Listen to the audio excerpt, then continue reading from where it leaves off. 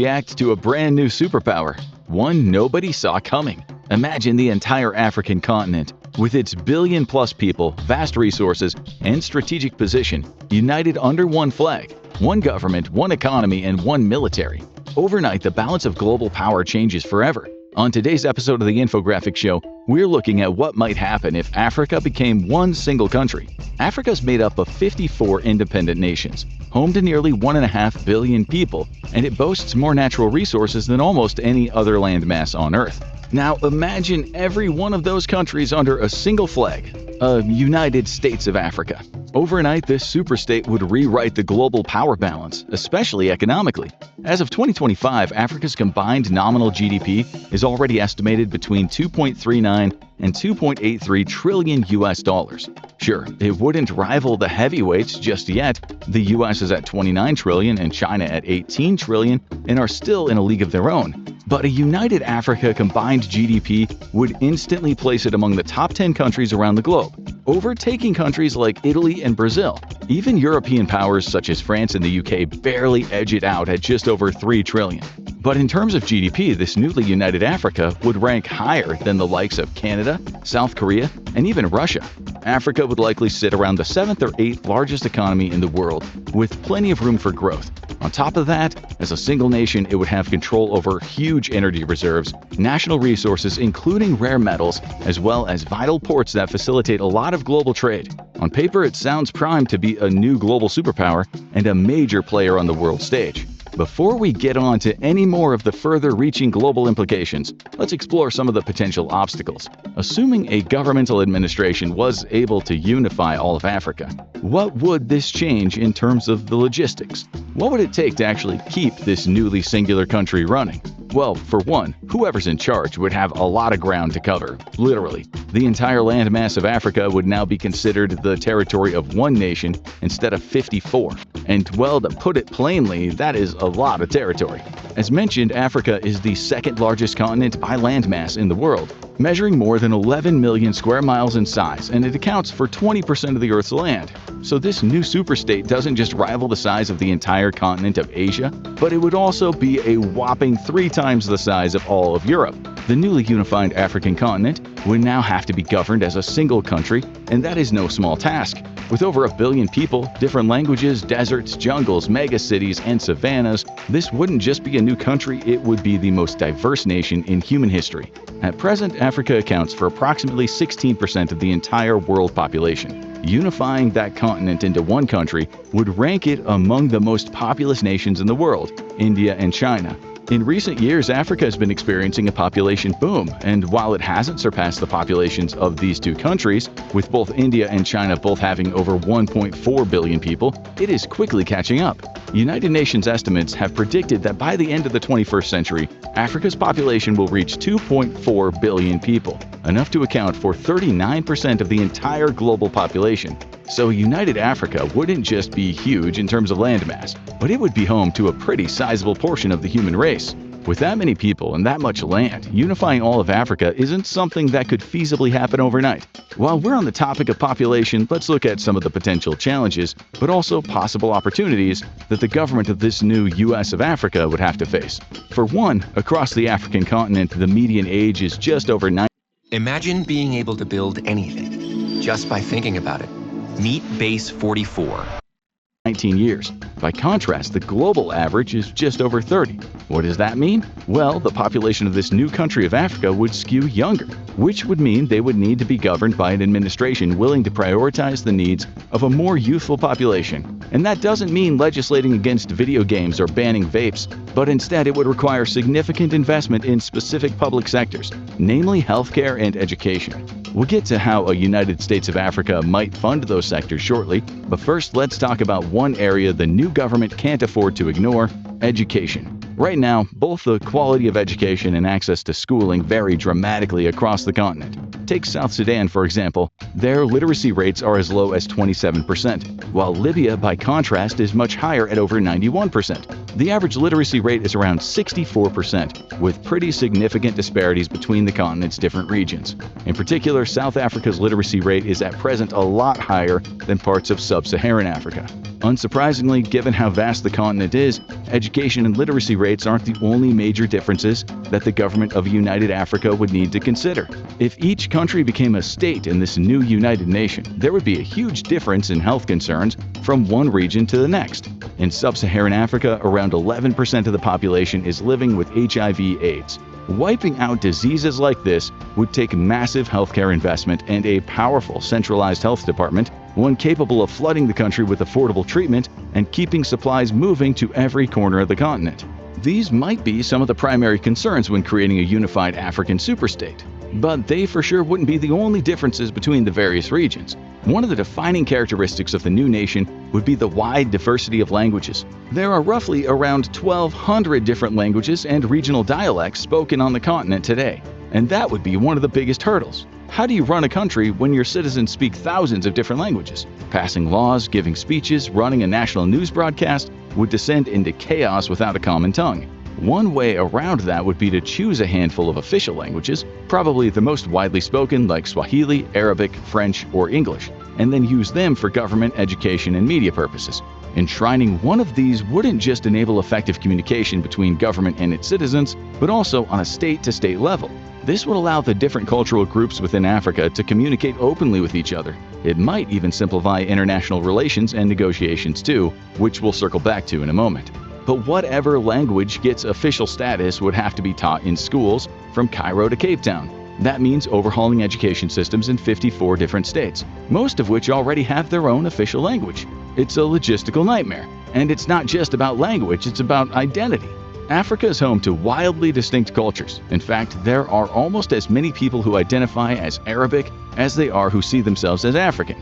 The continent is also home to a variety of religious faiths. Islam and Christianity dominate, making up 90% of the population together, but scattered across the continent are vibrant traditional African faiths, and even pockets of atheists and non-practicing citizens. In order for the United States of Africa to function, there would need to be a real emphasis on fostering religious tolerance and writing laws that don't tilt toward one faith over another. If a united Africa became a reality, one of the biggest game changers would be free movement. Right now, crossing from one African country to another means visas, border checks, and a lot of red tape. But under one flag, citizens could travel state to state as easily as Americans cross from Texas to Louisiana. That's not just about taking a road trip to see neighbors, it's about unlocking massive trade potential. Of course, there is one big hurdle that could make or break that trade: currency. A united Africa could ditch dozens of currencies in favor of one national currency. It sounds simple until you try to make it real. Who decides how much the new United African dollar is worth compared to the South African rand, the Namibian dollar, or the Tunisian dollar? Some regions would see their own money worth more, others less, and that shift could spark everything from economic booms to financial panic overnight. However, doing away with the current currencies might not be necessary. A united Africa could allow for the different currencies to be more easily convertible. Let's say someone moved from Rwanda to Libya, and they needed all their francs converted into the local dinar. A unified Africa could set up an official exchange platform that guarantees equal value across states. That means that you could travel, shop, and do business anywhere on the continent without worrying about unfair conversion rates. The result would be better interstate trade, but let's not get ahead of ourselves. So, where would the capital of the United States of Africa be? Right now, every African nation has its own: Cairo for Egypt, Freetown for Sierra Leone, and so on. If the continent followed a US-styled model, each state could keep their capital, but there would still need to be one city at the heart of it all. The current headquarters of the African Union and the United Nations Economic Commission for Africa are located in Addis Ababa in Ethiopia. Hey YouTubers, it's been 5 amazing years of boosting creators like you. 56,000 plus, which can make it a prime contender for the role of capital of Africa. But there are regional power centers throughout the continent, like Nigeria, Egypt, and South Africa. What happens to them? Nigeria, for one, is home to Lagos, the largest city in Africa, and a majority of capital cities around the world tend to be the largest in their respective country, and usually located in the center. That's so the capital can be more accessible for a country's population, but also so it's better protected against invasion in the event of a war. Those criteria alone probably take Lagos out of the running, given that Nigeria is located in West Africa with the Atlantic Ocean directly below it to the south. And in any case, it's likely that major cities like Lagos, Cairo, and Johannesburg would still retain their significance as the important economic and cultural epicenters of their respective states. The latter two were likely to remain the largest financial centers in a unified Africa. So even if they didn't end up as the united country's dedicated capital, they wouldn't lose any of that importance. Cities like Los Angeles, New York, and Houston are no. What? Mama said she needs the container. Then you seen the container? Huh? Then you say you seen it? Why didn't you get it? You say you was gonna take, you say you was gonna get it. Good. Oh God. Yeah, well, we say you was gonna get it.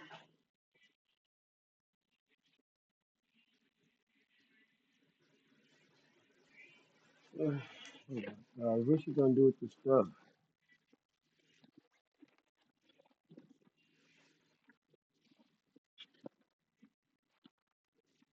That's just for too much.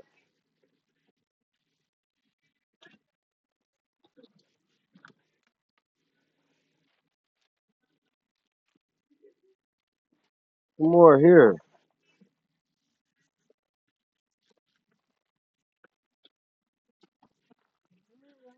Yeah, that's what some people do too much.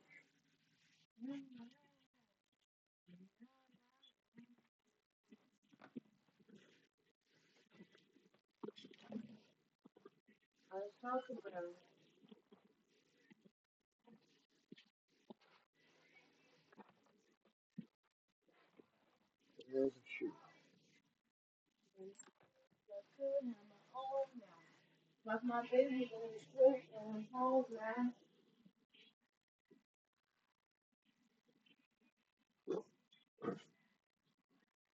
Less important nationally or even internationally when compared to the U.S. capital of Washington, D.C.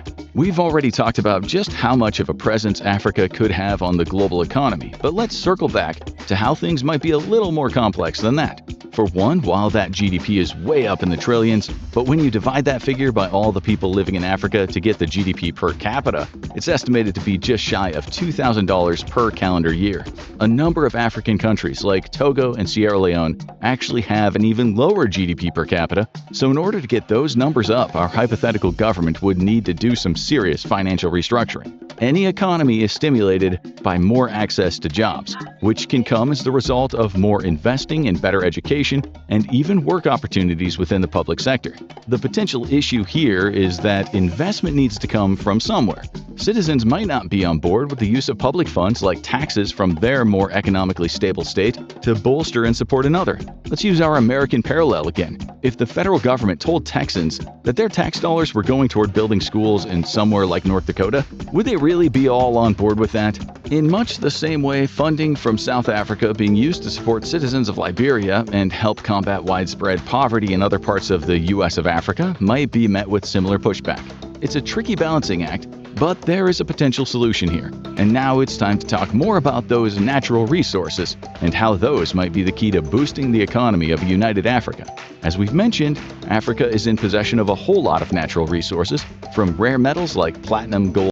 Simply telling people to subscribe to your channel isn't enough. And it's a bit cringe, to be honest. Instead, show them why Gold and silver, but there are other elements like zinc, cobalt, iron, copper, and limestone. And then there's valuable fuel like petroleum, coal, natural gas, diamonds, amethysts, emeralds, and other precious stones. And of course, an abundance of sugar, salt, cocoa beans, and tropical fruit. And then there's the oil. Africa is swimming in it. Nigeria, Angola, the Republic of the Congo, Equatorial Guinea, Algeria, Libya, Egypt, South Sudan pump out some of the most sought-after crude on the planet. And the world's thirst for it isn't slowing down. From Washington to Brussels, tankers are already hauling African oil across the oceans, with the Democratic Republic of the Congo alone feeding the US and Europe's endless appetite. Africa possesses up to 90% of the platinum in the world and 40% of the gold, along with 33% of all uranium on the Earth. That much access to valuable resources doesn't just represent access to a lot of wealth, it also buys a lot of bargaining power. Controlling so much of the world's resources, especially coveted materials and minerals, means that not only would a unified Africa be able to leverage the global demand for these goods in order to stimulate its economy, but it could also have a say in who they decide to trade with. Say a nation somewhere in the world wants to impose tariffs on imported gold. Well, look at that, Africa has decided to up the cost of the gold they're shipping there. Another country wants to threaten attack or invasion. Looks like the crude oil they so badly need for their war effort is suddenly too expensive. Controlling the supply of such valuable resources would be a huge boon to a unified Africa. And through trade, it has the potential to generate massive amounts of wealth for the country. However, having that wealth isn't going to eliminate pressing issues still facing the citizens of Africa, one of the chief amongst them being poverty. Nigeria might be the economic powerhouse of Africa, but in 2019, extreme poverty in the country affected 6 people every minute. While the rate of poverty across most of Africa is in decline, it is still widespread across the continent, largely as the result of factors like corruption, inequality, and lack of economic development. A United States of Africa couldn't just hoard its wealth. It would need a leadership capable of putting money to work where it matters the most, in schools, hospitals, infrastructure, and job creation. That means building institutions that people can actually trust, with full transparency, and launching a nationwide coordinated assault on poverty. We've talked about how international trade might benefit a united Africa, but what about internal state-to-state trade? Within the European Union, 2/3 of trade is internal, which keeps access to most of the resources and goods among member states, along with all the capital. Each European country has its own domestic market to keep itself steady in the event of any big shakeups that might disrupt global trade. Currently on the continent of Africa, the tight borders between each nation keeps their own domestic markets small, with little room for growth. Uniting Africa could present an opportunity for reforms that relax the borders between states, reducing the overall cost of internal trading. There currently isn't the infrastructure to facilitate this, but the kind of cooperation that would be required is being put into practice right now. The African Continental Free Trade Area was established back in 2018, and it's a free trade area that encompasses most of the continent. This allows member states who have signed a free trade agreement to trade with each other while agreeing to reduce their potential barriers that might make it difficult or expensive. Things like import quotas or tariffs can significantly reduce the trade of goods or services. The African Continental Free Trade Area is an effort to allow the nation-states of the continent to buy and sell from each other without the risk of one country giving another a raw deal. One of the goals of this free trade agreement is to eliminate tariffs on most goods and services over a period of either 5, 10, or 13 years, depending on a member country's level of development. Some nations still need the extra cash from the tariffs to boost their own economy, but over time, the African Continental Free Trade Area hopes to reduce these barriers to capital and labor. Its goals also include establishing a customs union for the continent and further developing the regional infrastructure to allow for easier trade. These goals could be applied on a larger scale in a unified Africa. By facilitating easier trade between its states, the United States of Africa would be stimulating its own domestic economy. This would further boost socioeconomic development, helping to reduce poverty, and it would ensure that Africa could remain a competitor in the global economy. Needless to say, a United States of Africa wouldn't rise overnight, but the potential is there. Even as 54 separate nations, Africa's growth is accelerating, with its combined GDP projected to one day overtake that of France and the UK. The existence of the African Continental Free Trade Area is a reminder that the continent and its wildly different countries and cultures are capable of wide-scale cooperation. But for that cooperation to go further and develop into a fully formed country, Africa would need to strike a delicate balance and not push for economic development at the expense of its citizens' well-being. Is a United States of Africa impossible? Not at all. Will it happen tomorrow? Definitely not. But with smart strategy, strong leadership, and steady, sustainable growth, this hypothetical supernation could one day be real. And it wouldn't just exist, it would dominate. A united Africa could rewrite the global power map, shaping trade, diplomacy, and culture on a scale the world had never seen. If Africa united into a single country, it could become one of the most powerful forces on the planet. But what happens to the other countries left on their own? Watch The Loneliest Country in the World to find out, or click on this